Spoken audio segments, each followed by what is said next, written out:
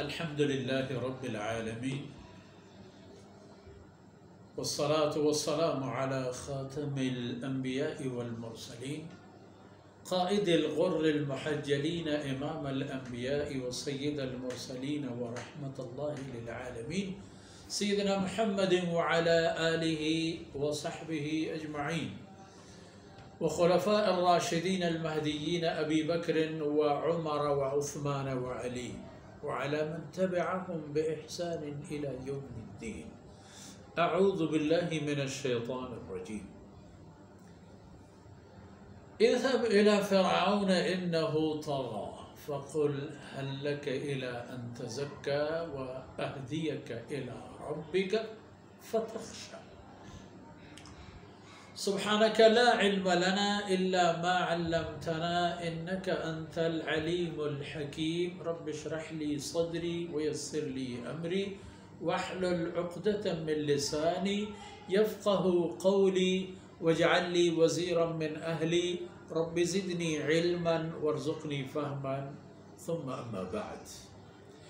گرامی قدر ناظرین، بھائیوں، بہنوں، بچوں اور دوستوں، حل اتاک حدیث موسیٰ سے بات آگے بڑھی.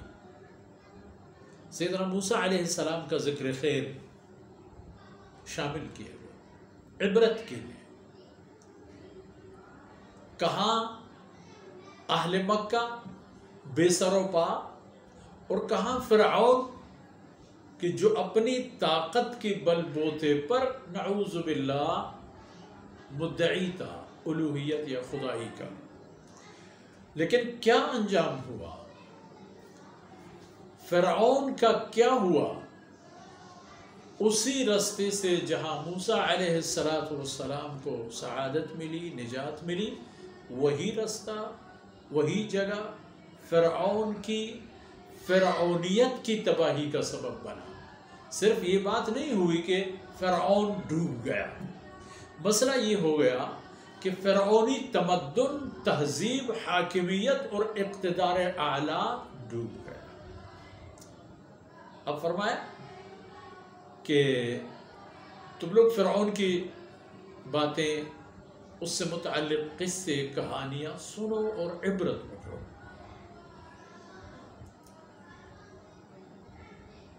سیدنا موسیٰ علیہ السلام کو اللہ رب العزت نے طلب فرمایا اور پھر حکم دیا اذهب الى فرعون، فرعون کی طرف جاؤ، کیونکہ انہو طغى، وہ حد سے گزر چکا ہے، سرکش ہو چکا ہے. اس نے اپنے آپ کو ایک چیز سمجھ لی ہے. اب اس کے پاس جاؤ اور اس کو اس کی اصل حالت میں لانے کی تلقین کرو، تبلیغ کرو. اس کو بتا دو کہ تم کیا ہو اور کیا نہیں. قرآن کریم میں انبیاء علیہ السلام کی کہانیاں ہیں، تذکرے ہیں، لیکن سب سے زیادہ ذکر سیدنا موسیٰ علیہ السلام کا اور ان کی واقعات ہیں جو فرعون اور آل فرعون اور قوم فرعون کے ساتھ ہوئے. بڑی صورتوں میں جائیں، اللہ رب العزت کو چونکہ دراصل ان باتوں سے کہانیاں بیان کرنا مقصود نہیں ہے. مقصد یہ ہوتا ہے کہ عبرت کی باتیں آ جائیں اور بطور مثال اس قصے کو بھی اس میں شامل کر دیا جائے تاکہ انسان کو پتہ چلے، امتوں کو، لوگوں کو، آنے والے جانے والوں کو پتہ چلے اور ان کو اندازہ ہو کہ اللہ رب العزت نے دراصل اپنی طاقت کو استعمال کرنے کا موقع، محل ہمیشہ درکار رہا ہے. اللہ کی رحمتیں ہمیشہ آگے آگے ہوتی ہیں. اللہ رب العزت کا فضل و کرم ہمیشہ حاوی ہوتا ہے. لیکن اگر حدود سے تجاوز کی جائے، اگر تمدن بنا دی جائے اللہ کی نافرمانی کو، اگر شرک اور کفر اور بغاوت کو اپنی زندگی کی نشانی بنا دی جائے تو پھر آ جاتی ہیں یہ نوبتیں. تو پھر آ جاتے ہیں یہ معاملات. اور قوموں کو من حیث القوم اگر اللہ کی نافرمانی کے لیے اپنے آپ کو ذہنی یا فکری طور پر مسلح کرنا ہوتا ہے تو پھر اللہ کی لشکر بھی آنے میں دیر نہیں کرتی. اذهب الى فرعون انه طغى. فرعون کے پاس جاؤ، سیدھا جاؤ فرعون. فقل، پہنچو گے تو پہنچتے ہی فرعون سے یہ کہہ دینا هل لك الى ان تزكى. او فرعون، کیا وہ وقت اور فرصت نہیں آئی کہ اب تم اپنے آپ کو اصلاح کرو، ٹھیک بن جاؤ؟ وہ وقت اب نہیں آیا ہے کیا؟ کب تک؟ اور یہ بات سمجھنے کی بات ہے، شعور کی بات ہے. غیر اللہ کی طاقت چاہے جتنے بھی بڑھ جائیں، اس کی مثال اس غبارے کی ہے کہ آپ اس میں جتنے بھی زیادہ ہوا بھر دیں اتنا ہی زیادہ اس کے ضائع ہونے کا خطرہ ہوتا ہے. جتنا کم ہوا ہو اتنا ہی زیادہ وہ دوام پیدا کر سکتا ہے اور کچھ نہ کچھ اس کی زندگی کے ایام باقی رہ جاتے ہیں. تو فرعون کی بھی بات یہی تھی، هل لك الى ان تزكى. کیا وہ وقت نہیں آیا ہے کہ تم تزکیہ کرو، اپنے آپ کا اصلاح احوال کرو، اور اس بڑی قوم کو، ایک پوری قوم کو تم نے تباہی کی طاقت بنا لی ہے، اس قوم کا بھی تو اصلاح کرو. ان سب کو مرنا ہے، اللہ رب العزت کے بارگاہ میں پیش ہونا ہے. ان لوگوں کو جہنم کی طرف کیوں دھکیل دیتے ہو؟ قرآن کریم میں اور مقامات میں یہ بات بھی آتی ہے کہ مفہوم ابھی عرض کر دیتا ہوں اسی محفل میں کہ فرعون جہنم کی طرف اپنے قوم کی قیادت کر رہا ہوتا ہے.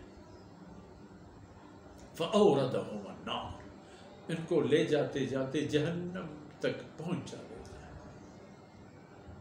تو اذهب الى فرعون انه طغى، حد سے گزر چکا ہے، اس نے تمام حدود توڑ دیے. فقل هل لك الى ان تزكى. او فرعون، اگر یہ بات ہے کہ تم چاہو اور اپنے اصلاح احوال کی سوچ لو، وَأَهْدِيَكَ إِلَىٰ رَبِّكَ، کیا وہ وقت بھی نہیں آیا کہ میں تمہیں تمہارے رب کی طرف رہنمائی کروں؟ فَتَخْشَىٰ، تاکہ تم اللہ کی خشیت اور خوف کا رستہ اپنا کر شیطان کی فرما بری اور اتباع سے اپنے آپ کو بچاؤ. تاکہ اس دھوکے سے اپنے آپ کو بچاؤ کہ اللہ نے بہت بڑی سلطنت دی ہے، بہت صحت اور سلامتی دی ہے، انواع و اقسام کی مہارتیں دی ہیں، اور اس زمانے کے مطابق جدید ترین ٹیکنالوجی اللہ رب العزت نے دے دی ہے. بڑی بڑی عمارتیں بنا سکتے ہو، ایسی چیزیں عجائبات بنا سکتے ہو کہ ہزاروں سال گزرنے کے بعد وہ اپنی جگہ پر قائم ہے. تو یہ اللہ کے احسانات، اور اس کو یہ بتا دو یہ سب کچھ ہو رہے ہیں، یہ سب کچھ ہو چکے ہیں، اب بس کرو، اب بس کرو. وَأَهْدِيَكَ، اب مسئلہ یہ نہیں ہوگا کہ آپ سے یہ کہا جائے گا کہ بس یہ سلسلہ ختم کر دو. تمہیں رب کی عبادت اور بندگی کی طرف رہنمائی کی جائے.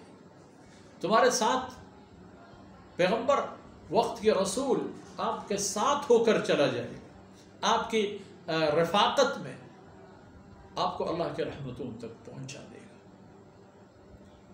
وَأَهْدِيَكَ إِلَىٰ رَبِّكَ، میں جب تمہیں رب کی طرف رہنمائی کر لیتا ہوں، فَتَخْشَىٰ، پھر تم اگر میری باتیں قبول کر لیتے ہو تو خشیت الہی تمہارے دل کے اندر آ جاتی ہے اور تم نیک و صالح انسان بن جاتے ہو. اب وہ وقت آ گیا ہے، اپنے آپ کو اور اپنے راستے کو تبدیل کرو. یہ باتیں تھی میدان طور میں، کوہ طور میں، کہ اللہ رب العزت نے سیدنا موسیٰ علیہ السلام کو حکم دی اور بھیج دیا. اب یہ باتیں جناب رسول اللہ صلی اللہ علیہ وسلم کے لیے بطور تسلی و اطمینان بیان فرما دی جاتی ہیں کہ دیکھو موسیٰ علیہ السلام کے ساتھ کیا ہو، رسولوں کے ساتھ ہوتا رہتا ہے. اور پھر یہ بات قوم قریش کو بھی سمجھنی چاہیے کہ آل فرعون اور قوم فرعون اپنی طاقت و سمیت ان کا کیا ہوا، تم لوگ بھی کچھ نہیں ہو ان کے ساتھ۔ اس لیے اپنے آپ کو سنبھالو، اپنے آپ کو کور کرو، اور اللہ کی نافرمانی میں بہت تیزی کے ساتھ مت جاؤ کہ یہ تیزی آپ کو تباہی کی طرف لے جائے گی۔